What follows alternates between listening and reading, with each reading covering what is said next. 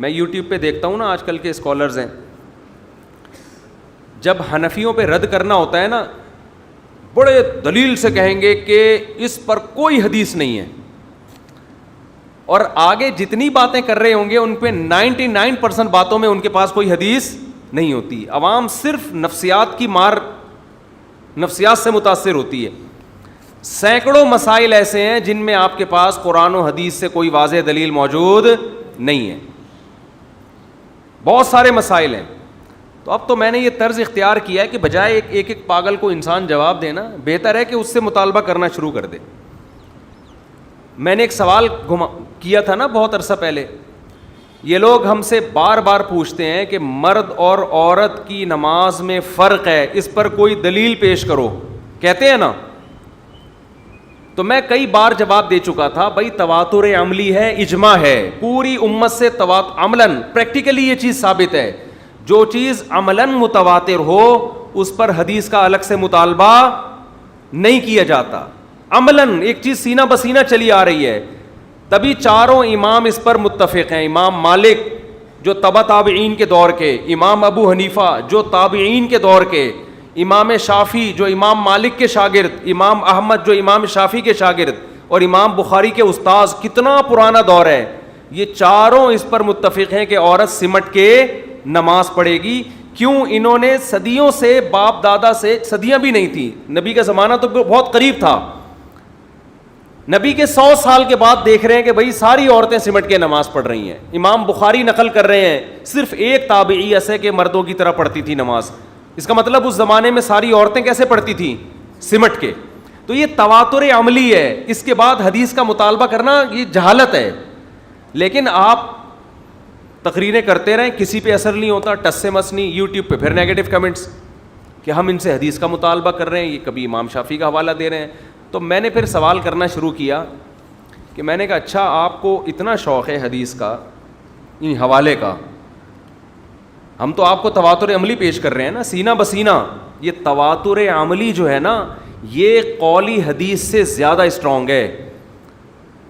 اس کی ویلیو شریعت میں زیادہ ہے، کیونکہ قرآن کا قرآن ہونا بھی اسی اجماع سے ثابت ہے. اجماع بہت بڑی دلیل ہوتی ہے. تو لوگ نہیں مان رہے.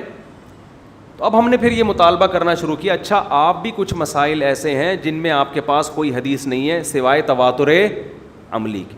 مثال کے طور پر عورت صفا اور مروہ میں دوڑے گی نہیں بلکہ چلے گی. آپ کیوں یہ فتویٰ دیتے ہیں کہ چلے گی دوڑے گی نہیں؟ حالانکہ جس نبی نے یہ فرمایا کہ ایسے نماز پڑھو جیسے میں پڑھتا ہوں، اسی نبی نے یہ بھی تو فرمایا جیسے میں حج کیا کرتا ہوں ایسے حج کرو، خذوا عنی مناسککم، جیسے میں نے حج کیا ویسے کرو. تو نبی نے جب حج کیا ہے، آپ صفا مروہ پہ دوڑے ہیں، چلے نہیں ہیں، تو آپ لیڈیز کو یہ کیوں نہیں کہتے کہ نبی تمہارے لیے بھی نبی ہیں؟ جب وہ دوڑے ہیں تو تم کیوں نہیں دوڑتی؟ نہیں، یہی بات میرا خیال ہے. یہ سوال میں گھما رہا ہوں، کسی کے پاس اس کا جواب نہیں ہے. بس وہی گھما کے نا جاہلوں کی طرح انہی اعتراضات کو گھماتے ہیں. پھر ہمیں کہتے ہیں کہ آپ لوگ اختلافی مسائل میں شدت کرتے ہو. ہم تھوڑی شدت کرتے ہیں اختلافی مسائل میں. آپ یہ کہہ دیتے ہماری رائے یہ ہے کہ عورتیں مردوں کی طرح نماز پڑھیں گی. بس یہ نہ کہو کہ حنفی جو کرتے ہیں وہ امام ابو حنیفہ کے پیچھے چلتے ہیں، اور یہ دیوبندی علماء اور یہ بریلوی علماء اور یہ بر صغیر کے یہ اپنی چورن بیچ رہے ہیں، اپنی دکانیں بیچ رہے ہیں. تو تمیز تو آپ کے پاس نہیں ہے. آپ اپنی رائے پیش کر دو، آپ دوسرے پہ طنز کیوں کرتے ہو؟ لیکن آپ جتنے اختلافی مسائل آپ یوٹیوب پہ نظر آئیں گے، اپنی رائے پیش کرنے میں اتنا ٹائم نہیں لگے گا جتنا دوسرے میں طنز کرنے میں لگ رہا ہوگا. اور کمال کی بات یہ کہ یہ طنز کرتے ہوئے، خوب سنو یہ میں کیا کہہ رہا ہوں، طنز کرتے ہوئے دیوبندیوں کو ہائی لائٹ کرتے ہیں. دیوبندی ایسے، حالانکہ ہائی لائٹ کرو امام ابو حنیفہ کو، امام شافعی کو، امام احمد کو، امام مالک کو، کہ انہوں نے قرآن و حدیث کے خلاف فتویٰ دیا ہے کہ عورت سمٹ کے نماز پڑھے گی. ان پہ کیچڑ نہیں اچھالتے، سارا نزلہ کس پہ گراتے ہیں؟ دیوبندیوں کا نام لیتے ہیں. اس کا مطلب تمہیں ٹھڑک دیوبندیوں سے ہے. ورنہ اختلاف تو امام ابو حنیفہ نے کیا ہے، امام شافعی نے، امام مالک نے، امام احمد نے کیا ہے. انہوں نے کہا کہ عورت سمٹ کے نماز پڑھے گی. ان کو کیوں نہیں کہتے قرآن حدیث کے خلاف فتویٰ دے رہے ہو؟ اس سے پتہ چلتا ہے کہ ان کا مقصد حق کا پرچار نہیں ہے، اپنے چورن بیچنے ہیں، اپنی دکانیں چلانا ہے. المحنت علی المفنت کے عقیدوں کو کہتے ہیں دیوبندیوں کے عقیدے. حالانکہ المہند میں جتنے عقیدے لکھے ہوئے دیوبندیوں کے نہیں ہیں, صدیوں سے اسلاف سے متواتر یہ عقیدے نقل ہوتے چلے آ رہے ہیں. تو آپ ان اسلاف کا نام لے کے کہو نا یہ ان کے عقیدے خراب تھے, ان پہ طنز نہیں کرتے. نام کس کا لیا جاتا ہے؟ دیوبندی. ایسے میں جب المہند المفند کو ڈیفائن کرنے گیا تھا, جو کتابوں کا بورا, اس میں میں یہ بتانے گیا تھا یہ عقیدے اجماع امت سے ثابت ہیں, صدیوں سے چلے آ رہے ہیں, اور آپ ان عقیدوں کی کو ڈیفائن بھی غلط کر رہے ہو. ان کا وہ مطلب نہیں ہے جو آپ بیان کر رہے ہو, اور جو مطلب علماء بیان کرتے ہیں وہ علماء دیوبند کا نہیں, وہ سب کا ہے. تو جب آپ رد کرو تو ان پہ رد. ایک اور مثال دیتا ہوں, فضائل اعمال میں کرامتیں لکھی ہوئی ہیں, ان پہ کہتے ہیں شرک کی کتاب ہے, کہتے ہیں نا یہ لوگ, اور یہ ایسے اور یہ ایسے اور یہ ایسے. فضائل اعمال میں جو کرامتوں کے واقعات ہیں وہ کسی کتاب سے لیے گئے ہیں, اور جن کتابوں سے لیے ہیں ان کے مصنف بہت سے مصنفین بڑے بڑے محدثین ہیں. تو طنز ان محدثین پہ ہونا چاہیے, ان کو کچھ نہیں کہتے. طنز کس پہ کرتے ہیں؟ تبلیغی جماعت والوں پہ. اس کا مطلب آپ کا مقصد علمی اختلاف نہیں ہے, آپ کو ایک خاص جماعت سے آپ کو بیر ہے, آپ کو بغض ہے, اور آپ اپنا وہ بغض کبھی فضائل اعمال کے نام سے نکالتے ہو, کبھی عورتوں مردوں کی, کبھی 8 رکعت تراویح کے نام سے, کبھی کسی اور نام سے. لیبل آپ قرآن و سنت کا لگا رہے ہو, لیکن آپ کا مقصد ہے اپنے فرقے اور اپنے بابوں کو پروموٹ کرنا. تو میرا سوال یہ ہے کہ آپ بار بار ہم پہ ہر مسئلے پر حدیث مانگتے ہو, تو پہلی حدیث آپ کوئی پیش کرو. نبی نے فرمایا حج ایسے کرو جیسے میں نے کیا. آپ عورتوں کو کیوں کہتے ہو کہ صفا مروہ میں چلیں گی, دوڑیں گی نہیں؟ حالانکہ حضرت ابراہیم علیہ السلام کی زوجہ عورت تھی اور صفا مروہ میں چلی نہیں تھی بلکہ دوڑی تھی. ان کی سنت جب عورت پوری کرے گی تو اس پہ تو دوڑنا بنتا ہے. ہمارے پاس آسان جواب ہے, تواتر عملی. کیا جواب ہے بھائی؟ صدیوں سے اسلاف اسی طرح کرتے آ رہے ہیں, امت گمراہی پہ جمع نہیں ہو سکتی. پھر لوگوں نے نیچے کمنٹس کیے ہوتے ہیں کہ مفتی صاحب نے اتنی لمبی تقریر پیش کر دی, حدیث کوئی نہیں پیش کی. میں پڑھتا ہوں نا کمنٹس, یہ جو میں حدیث ہی تو پیش کر رہا ہوں کہ امت گمراہی پہ جمع نہیں ہو سکتی, یہ حدیث ہے. تو یہ میں کوئی کسی بزرگ کا قول تھوڑی پیش کر رہا ہوں.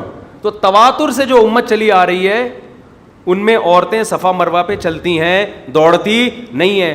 آج کوئی فلاسفر نئی صدی میں اٹھ کے یہ کہہ سکتا ہے, فتویٰ دے سکتا ہے, چاہے عرب میں ہو, چاہے عجم میں ہو, چاہے سلفی ہو, چاہے دیوبندی ہو, چاہے بریلوی ہو, کوئی بھی اٹھ کے فتویٰ دے دے عورتیں دوڑیں گی.